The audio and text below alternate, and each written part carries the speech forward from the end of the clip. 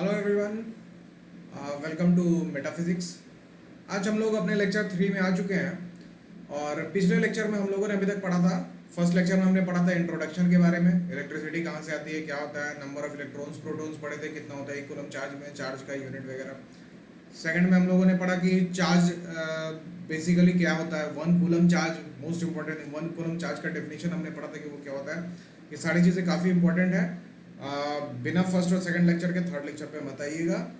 First और second lecture का link आपको डिस्क्रिप्शन बॉक्स में दे रखा है, वहाँ से आप लोग देख सकते हैं। ऑल्सो फेसबुक पेज का भी लिंक दे रखा है, वहाँ से भी आप लोग उसको इन्फॉर्मेशन वहाँ से मिल सकती है आपको, क्लासेस के बारे में, लेक्चर्स के बारे में। आज हम लोग पढ़ेंगे चार्जेस। बेसिकली अपना लगभग खत्म हो चुका है। दो चार छोटी छोटी बातें जो भी डिस्कस कर लेंगे, जैसे चार्ज डेंसिटी क्या होता है। चार्ज डेंसिटी पिछले लेक्चर में हम लोगों ने पढ़ा था, थोड़ा सा और दो चार चीज़ उसमें एक आध डायग्राम और देख लेंगे। चार्ज डेंसिटी पढ़ लेंगे, क्वांटाइजेशन ऑफ चार्ज है, एक वन कूलम का मास क्या होता है, एक अल्फा पार्टिकल में कितने चार्जेस होते हैं, यही सब देखेंगे, छोटी मोटी चीज। Then will switch to conductors and insulator and if time बचता है तो हम लोग इसी लेक्चर में आज करंट भी टच कर लेंगे। राइट, हम लोग देखते हैं लास्ट लेक्चर, पहले थोड़ा देखते हैं। लास्ट लेक्चर में हम लोग चार्ज डेंसिटी, यहाँ चार्ज डेंसिटी के बारे में हम लोगों ने पढ़ा था। चार्ज डेंसिटी के बारे में क्या पढ़े थे हम लोग कि ये एक क्रॉस सेक्शनल एरिया है, सर्कुलर क्रॉस सेक्शनल एरिया, इसके मतलब सर्कुलर कंडक्टर है जिसके चारों तरफ चार्ज का एक्यूमुलेशन कुछ ऐसा था। अच्छा, एक चीज बताइए, व्हेन आई से circular cross section area, what does it mean? देखो, होता क्या है कि ये जैसे पेन है, ठीक है, ये पेन सिलिंड्रिकल है, ठीक। जब इसके इस एरिया की हम बात करते हैं, कौन सा एरिया है इसका? सरफेस एरिया बोल सकते हैं, कर्व सरफेस एरिया। बट जब इसका हम ये फेस देखते हैं, ये फेस क्या दिख रहा है? सर्कुलर दिख रहा है, ठीक है। या फिर ऐसा कहें कि इसको किसी हम सीजर से कट किए, इस पेन को बीचों बीच ऐसे कट कर दी। कट करने के बाद जो नया फेस इसका एक एक्सपोज हो, कट करने के बाद एक फेस दिखाई देगा, वो फेस कैसा बना होगा? सर्कुलर बना होगा। तो that area, that section is basically cross section. यही मतलब हुआ क्रॉस सेक्शन, मतलब ये ट्रांसवर्स सेक्शन कोई क्रॉस सेक्शन। ट्रांसवर्स मतलब जो इसके एक्सिस के परपेंडिकुलर जो एक्सिस होता है उसको ट्रांसवर्स एक्सिस बोलते हैं। तो ट्रांसवर्स एक्सिस के अलोंग जो सेक्शन होता है that is called transverse section या फिर क्रॉस सेक्शन। राइट, तो वो जो एरिया एक्सपोज होकर के है that is called the cross section. तो इस सिलिंड्रिकल पेन का, या मान लो कि यही कंडक्टर है मेरा, तो इस सिलिंड्रिकल कंडक्टर का क्रॉस सेक्शन कैसा होगा? सर्कुलर। तो उसी सर्कुलर क्रॉस सेक्शन की मैं बात कर रहा हूं। एक दूसरे डायग्राम बना करके देखते हैं। देखिए, ये रहा मेरा सर्कुलर क्रॉस सेक्शन, ठीक है। अब इस सर्कुलर क्रॉस सेक्शन के चारों तरफ चार्ज का एक्यूमुलेशन होगा, ठीक है। ये चार्ज कैसा एक्यूमुलेटेड होगा? यूनिफॉर्म, चारों तरफ इक्वल अमाउंट ऑफ चार्ज, ऐसा ही होता है, ठीक है। ये जो सर्कुलर क्रॉस सेक्शन है, इसके चारों तरफ यूनिफॉर्म चार्ज एक्यूमुलेशन होता है, यूनिफॉर्म चार्ज एक्यूमुलेशन। हम लोग पढ़ रहे हैं चार्ज डेंसिटी। चार्ज डेंसिटी को सिग्मा से डिनोट करते हैं, बताए थे पिछले लेक्चर में। सिग्मा क्या होता है? ग्रीक लेटर है, नथिंग मच। ये हो गया सर्कुलर क्रॉस सेक्शन, तो इसका हम कह सकते हैं सिग्मा जो है यूनिफॉर्म है। But what if it is a rectangle? अगर ये कोई रेक्टेंगल है, रेक्टेंगल में मालूम क्या होता है? Rectangular cross section, cross section, rectangular cross section. Cross section में क्या होता है कि ये जो कॉर्नर्स हैं, इन कॉर्नर्स पे चार्ज का एक्यूमुलेशन कुछ ज़्यादा हो जाता है, और बाकी जो इसके साइड्स हैं उन साइड्स पे चार्ज का एक्यूमुलेशन कम रहता है, ठीक है। मतलब कि ये क्या हो गया? Non uniform. मतलब यहाँ पे चार्ज का डेंसिटी कुछ ज़्यादा ही है, इधर भी कुछ ज़्यादा ही है, बट साइड्स पे हल्का हल्का। चार्ज डेंसिटी यहाँ कम है, कॉर्नर्स पे ज़्यादा है, साइड्स पे कम है, कॉर्नर्स पे ज़्यादा है, साइड्स पे कम है, कॉर्नर्स पे ज़्यादा है। तो यहाँ पे हम कह सकते हैं non uniform sigma, non uniform sigma, ठीक है। इसका चार्ज डेंसिटी नॉर्मल नहीं। अच्छा, चार्ज डेंसिटी जो हम बात कर रहे हैं, इसका डेफिनेशन क्या निकल के आ रहा है यहाँ से? अब देखो, समझ में आया कि चार्ज कितना एक्यूमुलेटेड है किसी पर्टिकुलर क्रॉस सेक्शन एरिया पे। यही पढ़ रहे हैं हम लोग कि एक सर्कुलर क्रॉस सेक्शन पे कितना charge accumulated, cross sectional area पे, मतलब charge accumulated on a certain area, charge accumulated on a unit area. क्या मैं ये कह सकता हूं इसका डेफिनेशन कुछ ऐसा हो सकता है, चार्ज अपॉन एरिया, ठीक है, charge distributed upon the area जिस पे डिस्ट्रीब्यूशन हो रहा है। तो क्या हम ये ऐसा कह सकते हैं, चार्ज का यूनिट क्या होता है, कूलम, एरिया की unit metre square, metre square. तो क्या ये निकल के, ये सी है, क्या ये निकल करके आया 1 या फिर sigma, sigma is equal to, मतलब charge density is equal to 1 coulomb per metre square, ठीक है। अगर एक कूलम चार्ज 1 मीटर स्क्वायर के एरिया में एक्यूमुलेटेड है, ठीक है। रेक्टेंगुलर हो गया, सर्कुलर हो गया, ट्रायंगुलर पे अगेन वही, जहाँ पे भी कॉनिकल वर्टेक्स होगा इसका वहाँ पे एक्यूमुलेशन ज़्यादा होगा। हाँ, एक और फेस है जहाँ पे थोड़ा यूनिफॉर्म दिखता है बट यूनिफॉर्म होता नहीं है, वो है अपना कोनिकल। कोनिकल शेप कैसा होता है,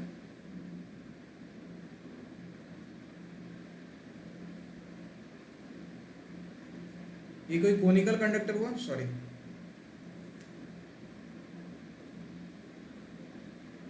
ये एक कोनिकल कंडक्टर है, ठीक है। कोनिकल कंडक्टर में क्या होता है ना कि इस कॉर्नर पे, ऑल्दो यहाँ पे वर्टेक्स नहीं है, किंक नहीं है, जैसा यहाँ पे किंक था, शार्प एजेस, शार्प कॉर्नर्स को किंक बोलते हैं, तो यहाँ पे वैसा किंक नहीं है, थोड़ा स्मूथ ही है, बट अगेन यहाँ पे एक्यूमुलेशन ज़्यादा होगा, यहाँ पे एक्यूमुलेशन ज़्यादा होगा और ये पूरे एरिया में एक्यूमुलेशन थोड़ा कम है, इस पूरे एरिया में भी एक्यूमुलेशन थोड़ा कम है, ठीक है। इसमें तो इसको भी हम लोग ना नॉन यूनिफॉर्म ही बोलेंगे, non uniform, non uniform sigma, right. एक और चीज़ है, सिलिंड्रिकल, सिलिंड्रिकल में यूनिफॉर्म होता है, ठीक है। तो सिलिंड्रिकल में हम लोग देख लेंगे यूनिफॉर्म होता है, इसका भी डायग्राम देख लेते हैं, ऐसा ऐसा, ये हो गया सिलिंड्रिकल, इमेजिन कर लो ये सिलेंडर है, ठीक है। तो इस एरिया में, पूरे एरिया में चार्ज एक्यूमुलेशन कांस्टेंट होता है, ठीक है। तो इसका सिग्मा जो है यूनिफॉर्म होगा, यूनिफॉर्म सिग्मा यहाँ पे आपको बनेगा, ठीक है। तो क्या हम लिख सकते हैं, अगर लिख रहे हो तो पॉज करके लिख लेना कि amount of charge present per unit cross sectional area. But ये क्रॉस सेक्शन को हम डिफाइन कर रहे हैं क्रॉस सेक्शन दिखाने के लिए, चार्ज एक्यूमुलेशन तो सरफेस पे होगा, चार्ज एक्यूमुलेशन क्रॉस सेक्शन पे थोड़ी होगा, चार्ज एक्यूमुलेशन तो सरफेस पे होगा। तो क्रॉस सेक्शनल एरिया के अलोंग जो सरफेस एरिया, जो सर्कमफेरेंशियल एरिया इसका आ रहा है, जो पेरीमीटर वाला एरिया इसका आ रहा है, तो इसमें जो चार्ज एक्यूमुलेशन होगा per unit area, that will be called the charge density. आगे बढ़ते हैं, लिखना है तो लिख लो, amount of charge present per unit surface area is called charge density. Amount of charge present per unit surface area is called charge density, ठीक है। यूनिट हो जाएगा इसका कूलम पर मीटर स्क्वायर, ठीक है। चलिए next is quantization of charge, next is quantization of charge, next is quantization of charge, next topic is, ठीक है।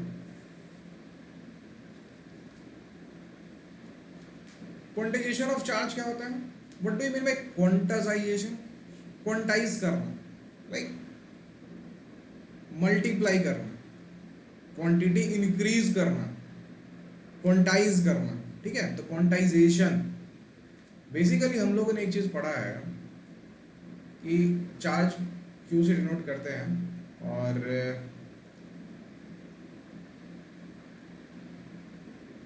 क्वांटाइजेशन ऑफ चार्ज का मतलब कि एक चार्ज जो होता है, जो बेसिक एंटिटी होती है चार्ज की, that is actually formed by multiplication of several charges, and this property is called quantisation of charge. मतलब एक जो चार्ज होता है वो बेसिकली छोटे छोटे बहुत सारे एंटिटीज से, छोटे छोटे बहुत सारे चार्जेस से मिल करके बना होता है, ठीक है। Quantization of charge actually charge की प्रॉपर्टी है, जो हम कहते हैं ना कि एक कूलम चार्ज है, बेसिकली एक कूलम चार्ज बहुत सारे छोटे छोटे चार्जेस से, छोटे छोटे चार्जेस जब भी मैं कह रहा हूँ तो चार्जेस का मतलब आप इलेक्ट्रॉन ही समझना, राइट। तो छोटे छोटे चार्जेस से मिलकर के बना होता है। तो ये जो छोटे छोटे charges accumulates and comes to one charge या one coulomb charge, this property is called quantisation of charge. ठीक है, इसको क्वांटाइजेशन ऑफ चार्ज कहते हैं। लिखना है तो लिख लो, the charge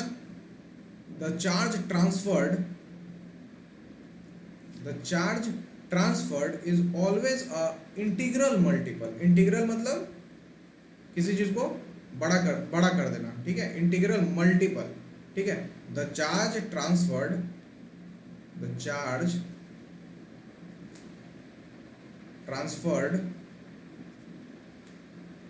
is always an integral multiple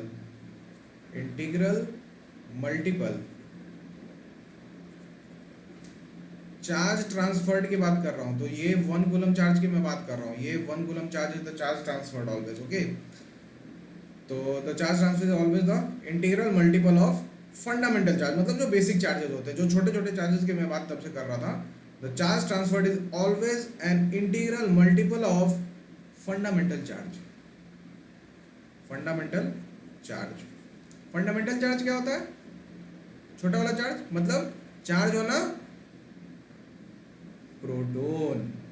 ठीक है, एक प्रोटॉन पे जो चार्ज होगा that is the fundamental charge. और जो भी हम लोग ये क्यू की जो बात कर रहे हैं ना, ये क्यू क्या होगा? Total number of fundamental charges multiplied by charge on that fundamental proton या दैट फंडामेंटल पार्टिकल। तो Q is equal to N into E। ठीक है, ये बहुत ही इंपॉर्टेंट फॉर्मूला है, बहुत सारे क्वेश्चंस इस पे आते हैं। इस पे क्वेश्चंस हम लोग नेक्स्ट लेक्चर में, एक डेडिकेटेड लेक्चर बनाऊंगा मैं, सिर्फ उसमें क्वेश्चंस कराऊंगा, राइट। तो Q is equal to NE। ठीक है, N क्या है यहाँ पे? नंबर ऑफ चार्जेस, ठीक है, या फिर नंबर ऑफ चार्जेस जब मैं कह रहा हूं तो इसका क्या मतलब है? Number of electrons flowing. ठीक है, और E क्या हो जाएगा? Magnitude of charge on one electron. ठीक है, वो कितना होता है? Magnitude of charge on one electron. एक इलेक्ट्रॉन पे कितना चार्ज होता है? जल्दी बता दो। एक इलेक्ट्रॉन पे, कंडक्टर इंसुलेटर नेक्स्ट टॉपिक है अपना, अभी आ गया। कितना था? 1.6 into 10 to the power -19 coulomb. ठीक है, तो Q equal to NE, N जो भी दे रखा होगा नंबर ऑफ चार्जेस, और E हो जाएगा 1.6 into 10 to the power -19 coulomb. ये निकल करके आ जाएगा मेरा टोटल नंबर ऑफ चार्जेस। तो ये था अपना क्वांटाइजेशन ऑफ चार्ज, बहुत बड़ा चीज़ नहीं है, ये फॉर्मूला इंपॉर्टेंट है, Q इक्वल टू NE। इस पे छोटे छोटे कुछ क्वेश्चंस होते हैं, न्यूमेरिकल्स होते हैं। चलिए, एक और चीज़ है, ये टॉपिक खत्म, छोटा ऐसे ही एक दूसरे से लिंक नहीं है टॉपिक्स का, अलग अलग चीज़ों में बता रहा हूँ। एक चीज़ और बताया था, मास। एक चार्ज पे कितना मास होता है? ठीक है, एक चार्ज पे कितना मास होता है? That is actually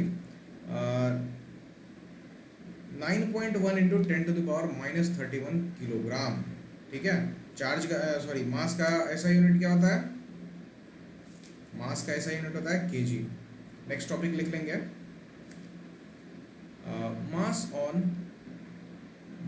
of one electron. ठीक है, एक इलेक्ट्रॉन का मास कितना होता है?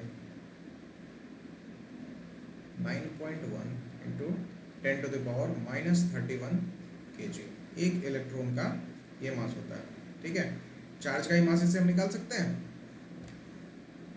अभी जो मैं कह रहा था कि चार्ज का मास कैसे निकालते हैं, इलेक्ट्रॉन का चार्ज मालूम है तो चार्ज का मास नहीं निकल जाएगा? बिल्कुल निकल जाएगा। Number of electrons into mass on one electron, charge का मास निकाल ले सकते हैं। तो मास ऑफ वन इलेक्ट्रॉन बता दिए। ये वैल्यूज याद रखनी जरूरी है क्योंकि कुछ कुछ क्वेश्चन थोड़े एडवांस लेवल का क्वेश्चन करेंगे तो उसमें ये सब चीजें आएंगी। ठीक है, चलिए अभी कंडक्टर्स एंड इंसुलेटर पे आएंगे अभी हम।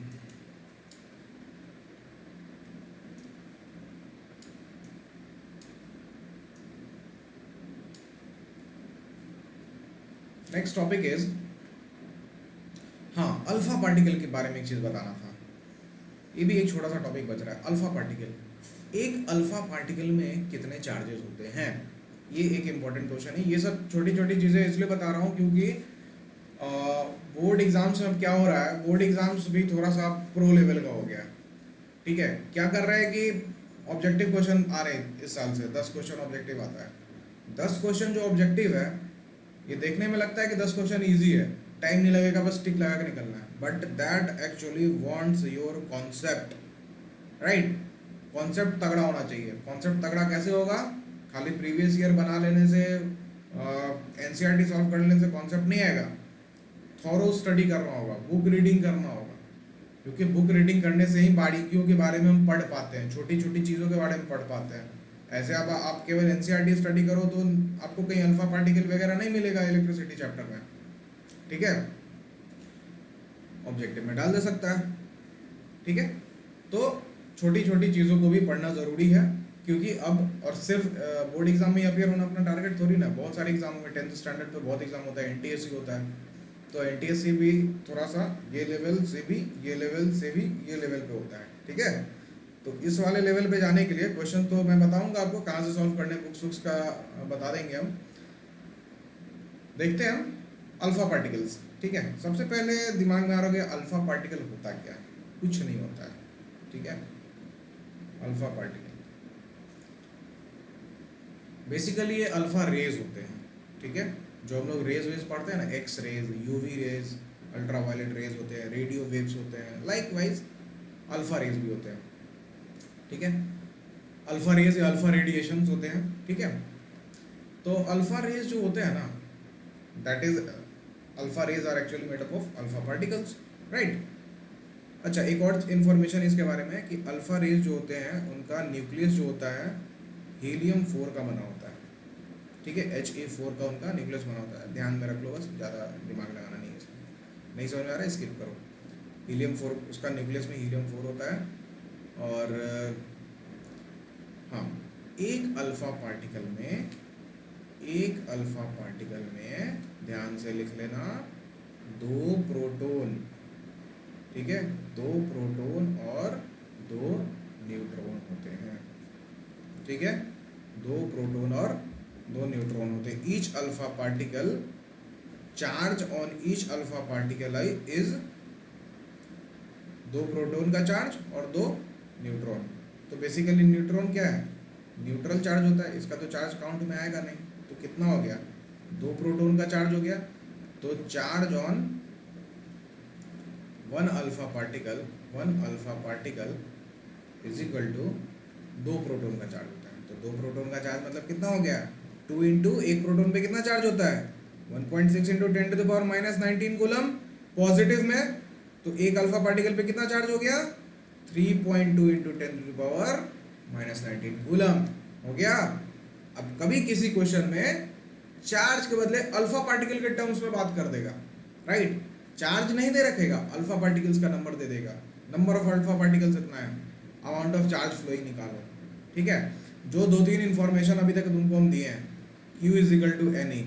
ठीक है, यहाँ से हमको अगर मान लो क्वेश्चन में केवल नंबर ऑफ इलेक्ट्रॉन्स देता है, वहाँ से हम चार्ज कैलकुलेट कर सकते हैं, क्योंकि हमको ये E का वैल्यू पता है 1.6 इंटू 10⁻⁻19 कूलम।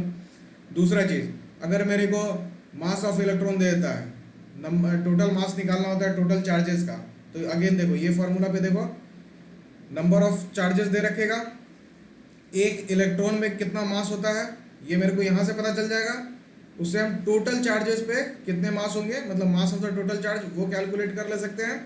और तीसरी चीज ये कि अगर मेरे को चार्जेस के टर्म में नहीं दे रहा है, अल्फा पार्टिकल्स के टर्म में दे रहा है, तो क्या करेंगे, कुछ नहीं करेंगे। पता है एक अल्फा पार्टिकल में कितने चार्ज होता है, 2 प्रोटॉन का चार्ज होता है। 2 प्रोटॉन का मतलब कितना हो गया, 2 into 1.6 into 10⁻⁻19, into 3.2 into 10⁻⁻19 coulomb हो गया।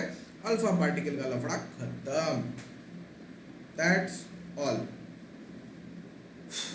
ठीक है, क्वेश्चन करेंगे तो इनसे रिलेटेड बहुत सारी चीजें और सीखने को मिलेंगी। सिर्फ पढ़ने से हमको ज्ञान नहीं हो जाता है, ज्ञान होता है क्वेश्चन सॉल्व करने से। ये सब तो इन्फॉर्मेशन है, ये सब चीज़ तो आपको पहले से कभी नहीं पता था। ठीक है, चार्ज क्या होता है, इलेक्ट्रिसिटी हम लोग पहली बार पढ़ रहे भी, मतलब 8th स्टैंडर्ड में भी पढ़े थे, 9th में भी पढ़े थे ICSE में। बट ये सब तो इन्फॉर्मेशन मैं आपको दे रहा हूँ, आप अभी पढ़ रहे हो, सीख रहे हो, चीज़ें आपके अंदर एक्यूमुलेट हो रही हैं। बट इन चीज़ों को एक्सप्लोर कैसे करोगे? क्वेश्चन बना के। क्वेश्चन नहीं बना रहे हो मतलब ये सारा ज्ञान जो है ना, कुछ देर रहेगा, बाकी देर चला जाएगा। ठीक है, तो ये ज्ञान बचा के रखने के लिए नहीं है, इसका यूज़ करना है। या तो किसी को पढ़ा दो, जैसे मैं तुमको पढ़ा रहा हूँ, ये सारी चीज़ें पढ़ लो, किसी को पढ़ा दो, शॉर्ट नोट्स बना लो। जैसा पिछले लेक्चर में भी बोला, शॉर्ट नोट्स कितना इंपॉर्टेंट है। क्रिक बस खोले, स्कोर कार्ड देखे, दैट्स ऑल। पूरा मैच नहीं भी देख रहे हैं तो मेरे को मैच का हाल पता चल जाएगा। तो अगर पहले से हम पढ़े हुए हैं, शॉर्ट नोट्स तैयार है, शॉर्ट नोट्स को रिवाइज करेंगे, चैप्टर रिवीजन हो जाएगा। या तो एक तरीका ये है कि किसी को पढ़ा दो, चैप्टर रिवाइज हो जाएगा। दूसरा, खूब क्वेश्चन सॉल्व करो, number of conventional questions, objective questions. ठीक है, कन्वेंशनल ऑब्जेक्टिव दोनों सॉल्व करते रहो। कन्वेंशनल बोले तो न्यूमेरिकल्स वगैरह हो गया, और सब्जेक्टिव क्वेश्चंस। तो नंबर ऑफ क्वेश्चन जितना सॉल्व करोगे उतना ज़्यादा कॉन्सेप्ट क्लियर होता जाएगा। ये अल्फा पार्टिकल बस इतना ही नहीं है, आई स्वेयर, ये अल्फा पार्टिकल्स बस इतना ही नहीं है जितना मैं तुमको बताया हूँ। बट इससे ज़्यादा मेरे लिए बताने लायक भी कोई चीज़ नहीं है। बताने लायक चीज़ बता दी है, बट ये भी कह रहे हैं अल्फा पार्टिकल बस इतना ही नहीं है, और भी चीज़ें हैं। ये खुद सीखोगे क्वेश्चन बना के। ठीक है, तो ये टॉपिक्स पढ़ने के बाद you should must switch on to the question papers, question bank जो भी तुम्हारे पास होगा। तुम पियर्सन की बुक को फॉलो कर सकते हो, वेरी वेरी वेरी एकदम मक्खन किताब है। मतलब अगर बेसिक लेवल्स पे पढ़ना है, एस चांद इज वेरी गुड। NCERT का क्वेश्चन जरूर से जरूर लगाओ।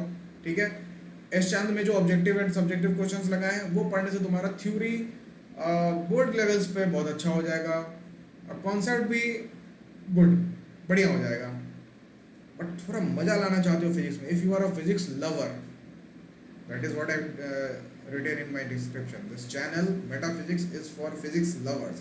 If you are one of them, you should go for Pearson. Pearson के जो क्वेश्चंस है ना, मतलब फंसा के रखेगा तुमको, चैप्टर छोड़ के जाने नहीं देगा। एक क्वेश्चन में कभी कभी 10-10 मिनट फंसे रहोगे, 20-20 मिनट फंसे रहोगे, बट फंसे रहोगे तो आंसर भी आ जाएगा। ठीक है, क्वेश्चन नहीं बनेगा then I am there for you. जो क्वेश्चन नहीं मिलता है कमेंट करो, फेसबुक पे मैसेज करो डायरेक्ट।